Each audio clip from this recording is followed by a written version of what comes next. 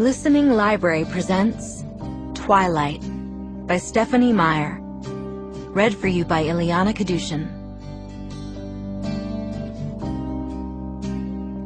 But of the tree of the knowledge of good and evil, thou shalt not eat of it.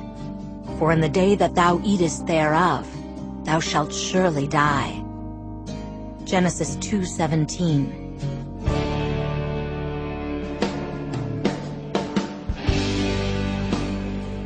I'd never given much thought to how I would die, though I'd had reason enough in the last few months. But even if I had, I would not have imagined it like this. I stared without breathing across the long room, into the dark eyes of the hunter, and he looked pleasantly back at me. Surely it was a good way to die, in the place of someone else, someone I loved, noble even. That ought to count for something. I knew that if I'd never gone to Forks, I wouldn't be facing death now.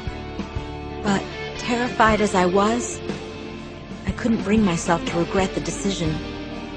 When life offers you a dream so far beyond any of your expectations, it's not reasonable to grieve when it comes to end. The hunter smiled in a friendly way as he sauntered forward to kill me.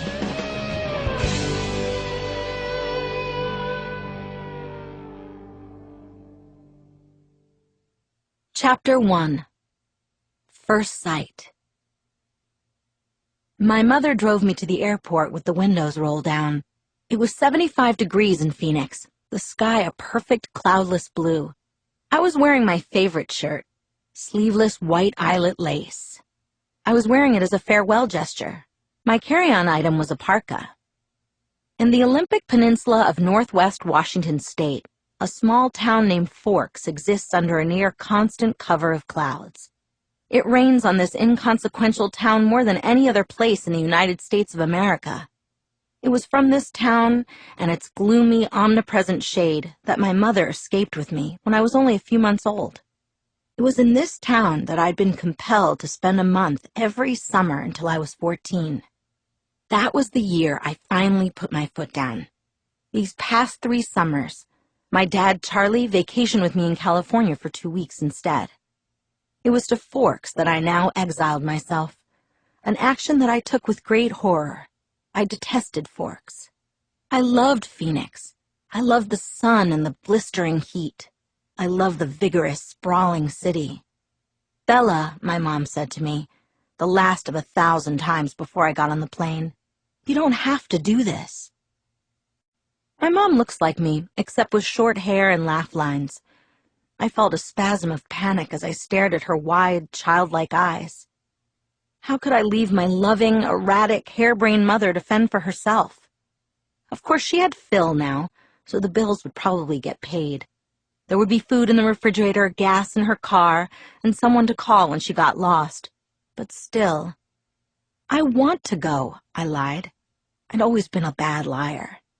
But I've been saying this lie so frequently lately that it sounded almost convincing now.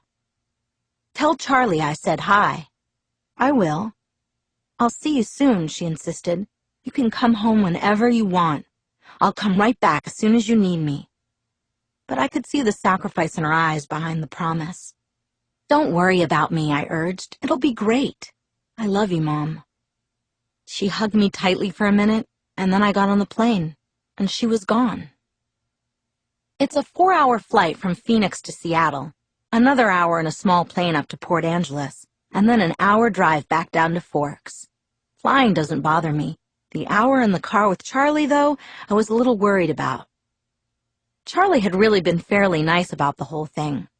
He seemed genuinely pleased that I was coming to live with him for the first time with any degree of permanence. He'd already gotten me registered for high school and was going to help me get a car. But it was sure to be awkward with Charlie. Neither of us was what anyone would call verbose, and I didn't know what there was to say regardless. I knew he was more than a little confused by my decision. Like my mother before me, I hadn't made a secret of my distaste for Forks. When I landed in Port Angeles, it was raining.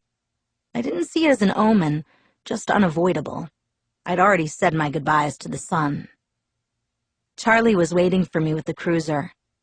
This I was expecting too. Charlie is Police Chief Swan to the good people of Forks. My primary motivation behind buying a car, despite the scarcity of my funds, was that I refused to be driven around town in a car with red and blue lights on top. Nothing slows down traffic like a cop. Charlie gave me an awkward, one-armed hug when I stumbled my way off the plane.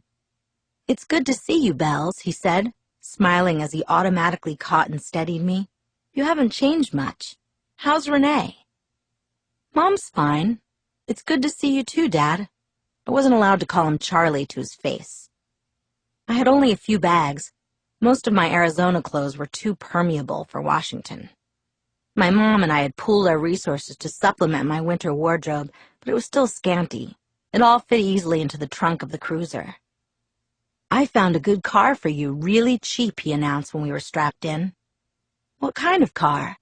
I was suspicious of the way he said, "good car for you," as opposed to just good car. "Well, it's a truck, actually, a Chevy." "Where did you find it?" "Do you remember Billy Black down at La Push? La Push is the tiny Indian reservation on the coast." "No. He used to go fishing with us during the summer," Charlie prompted. That would explain why I didn't remember him.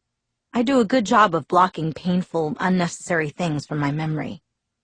"He's in a wheelchair now," Charlie continued when I didn't respond. "So he can't drive anymore, and he offered to sell me his truck cheap." "What year is it?" I could see from his change of expression that this was the question he was hoping I wouldn't ask.